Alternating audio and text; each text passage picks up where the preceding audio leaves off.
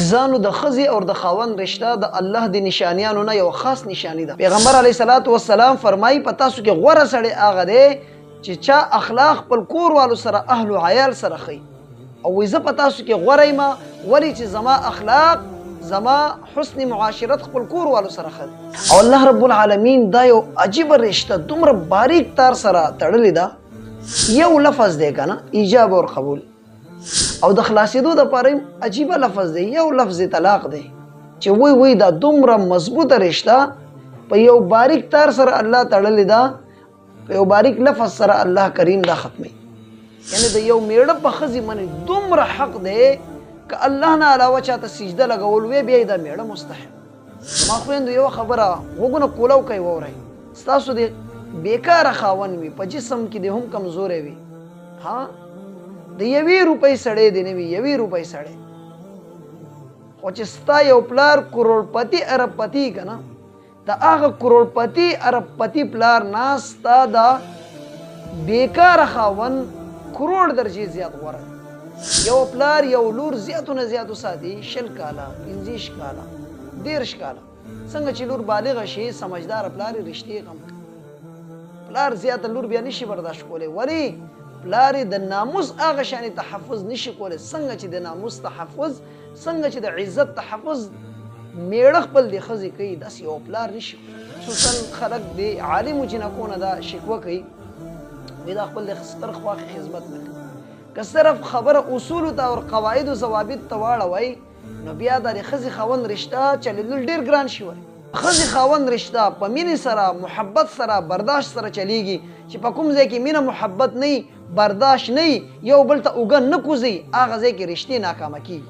کله چې ستاسو کور ته یوه نوې جنۍ راشي، هغې ته د نوکرې په نظر باندې مه ګورئ، هغې ته د لور په نظر وګورئ، هغې ته داسې عزت ورکوئ، داسې احترام ورکوئ لکه څنګه چې ته خپل لور ته ورکوئ.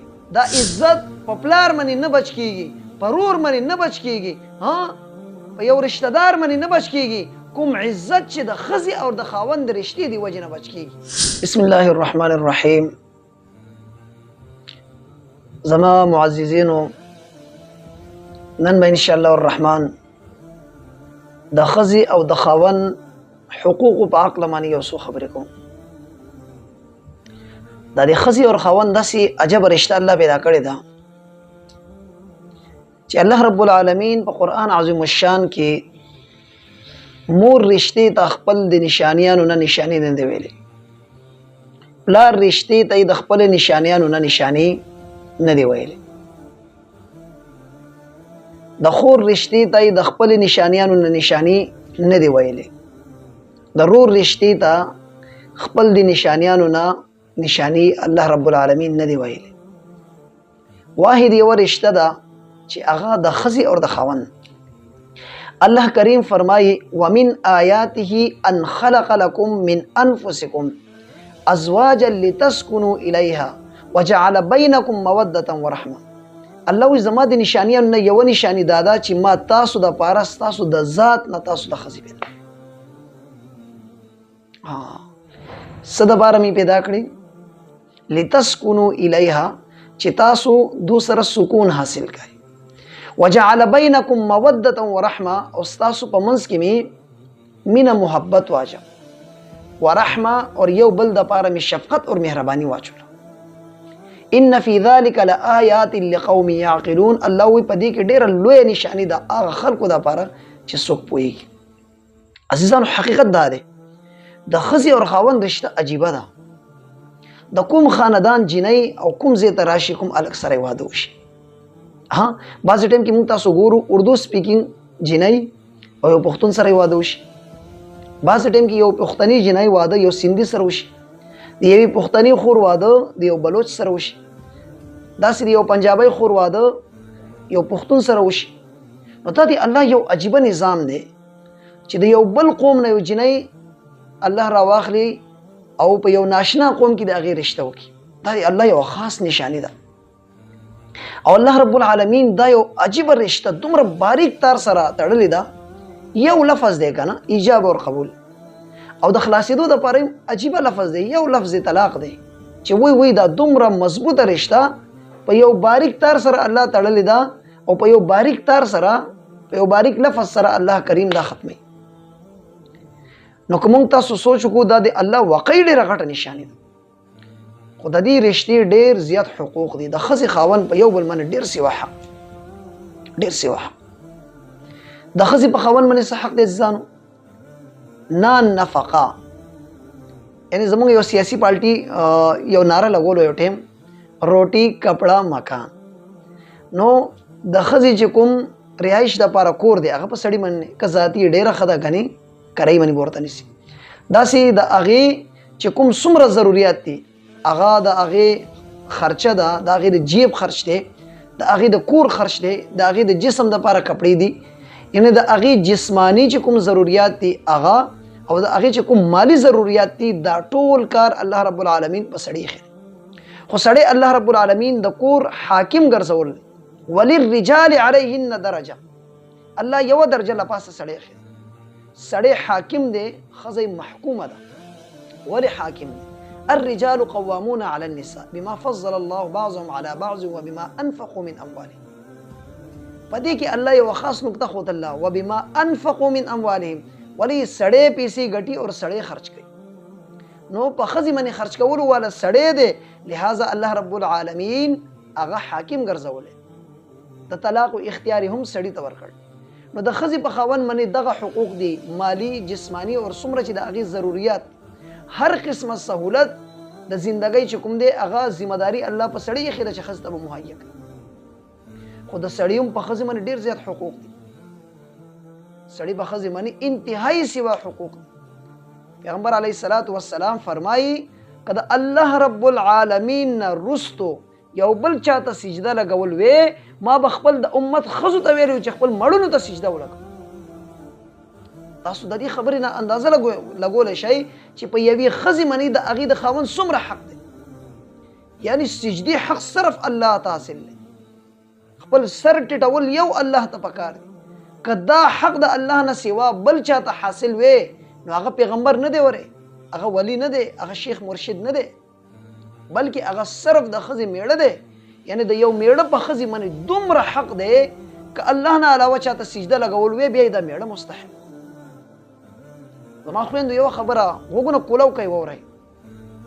ستاسو د بیکاره خاوند وي، په جسم کې د هم کمزوری وي، ها د یوې روپۍ سړی دی نه وي، یوې روپۍ سړی، خو چې ستا یو پلار کروڑپتی اربپتی که نه، د هغه کروڑپتی اربپتی پلار نه ستا د بیکاره خاوند کروڑ درجې زیات غوره دی.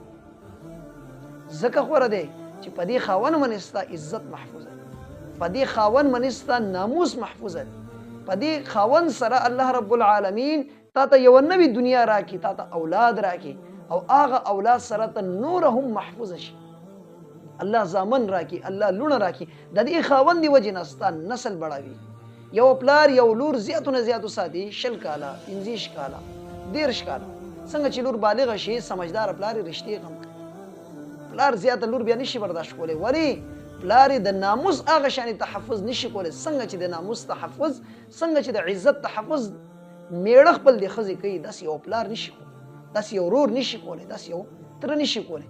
ځکه الله فرمایي چې زما د نشانیانو نه یوه غټه نشاني چې ده هغه د ښځې او د خاوند رشته ده. زما خویندو خپل په کورونو کې انتهایی نرمۍ سره، انتهایی خوش اخلاقۍ سره وخت تېروئ. صرف دې ته مه ګورئ.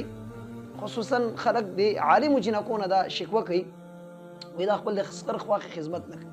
که صرف خبره اصولو ته او قواعدو ضوابط ته واړوئ نو بیا دا د ښځې خاوند رشته چلېدل ډېر ګران شي. ها د ښځې خاوند رشته چې ده د اخلاقو سره چلیږي، دا یو بل سره په عزم منی او یو بل سره په برداشت منی چلیږي. کومه زنانه چې سمجداره هغه دا خبره چرته نه کوي چې دا په ما باندې حق شته په شریعت کې، دا نشته.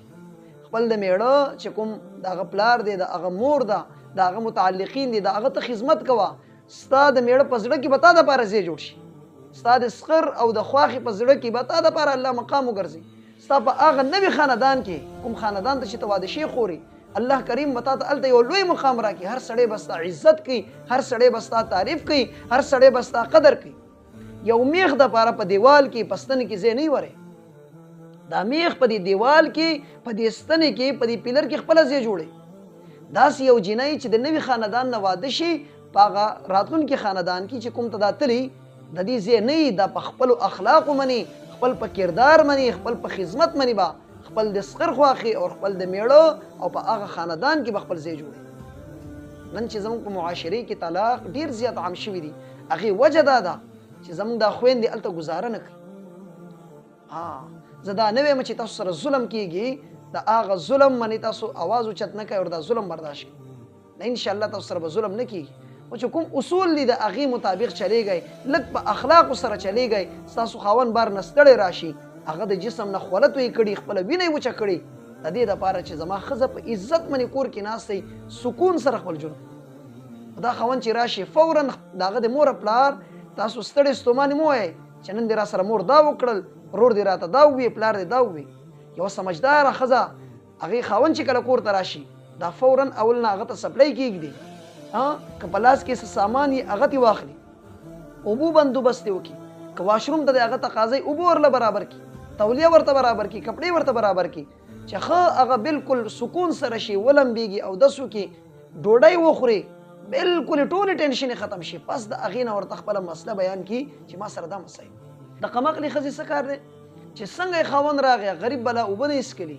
پکټ بنی کې ناسه پکټ کې بنی ناس دا ورته فورا د کور مسایل شروع کی هغه ټول رستړې ستومانه یا به الته ریتی اوچته کړي شګه به اوچته کړي یا به بلاکونه اوچت کړي یا به چا مزدوري کړي سیټانو نه به خبري اوریدي کسلمینی په لارو کوسو کې به د خلکو قصې اوریدي که دکانداري د ګیراک به شل نخري برداشت کړي که نوکر پیشي الته به د سیټ خبري اوریدي د بوس خبري به اوریدي که قاری مولای په مدرسه کې به وړو سره ټول ورځ پڑھائی کړي دماغ به پځې مني نور د دنیا د هر فیډ سړی شي غریب بستړې ستومانه وردا به ورته خپل کور قصې معنی شروع کی چې نن د مور دا وی پلار دی دا وی دا هغه انسان په زړه سر کې هم دماغ دی په جسم کې هم زړه د غوخي جوړل اتوماتیک دا هغه په زړه کې او په دماغو کې خپل د مور خپل نفرت پیدا شي دا سم کوي خو ها خپل د میړه په کور کې داسې ماحول جوړ کړي داسې ماحول جوړ کړي چې جنتی ماحول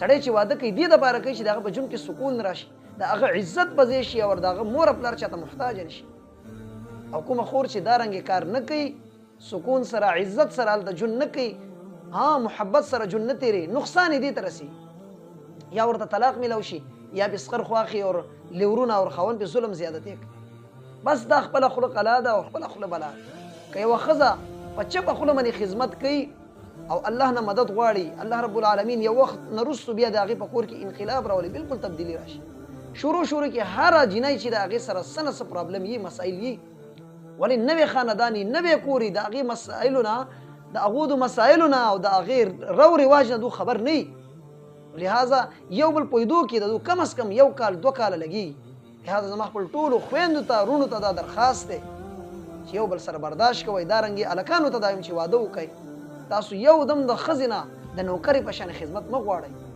ولی هغه د پلار په کور کې د بادشاہت غونې ژوندۍ د یو ملکی غونې ژوندۍ تیر کړي هغه چې راشي د هغه په ذهن کې هغه د پلار کور شان حساب کتاب او تاسو یو دم د نوکری غونې شان هغه نه خدمت غواړئ نو دا مشکله یو بل سره گزاره کوي د یو بل خیال ساتي چې یو په غوسه کې نو بل ور سره لګونه گزاره وکړي نبی علیہ الصلوۃ والسلام فرمایي پتا سو کې غوړه بهتر سړی هغه دی چې سو خپل کور والو سره اهل او عیال سره خ اخلاق سره پیش راځي خ کردار سره پیش راځي او پتا سو کې زټولو نه زیات غوړم ولی ز خپل کور والو سره خپل اهل او عیال سره ډیر زیات نرم خویم خپل کور والو سره ډیر زیات خېګړی والي نو غوړه سړی سمجدار سړی عقلمن سړی بهتر سړی هغه دی چې خپل اهل او عیال سره غخي اهل و عیال کې مور پلار رونه خويندې خزه او بچی راځي نو خپل مور سره خپل خور سره خپل خزي سره خپل بچو سره خپل رونو بایګانو سره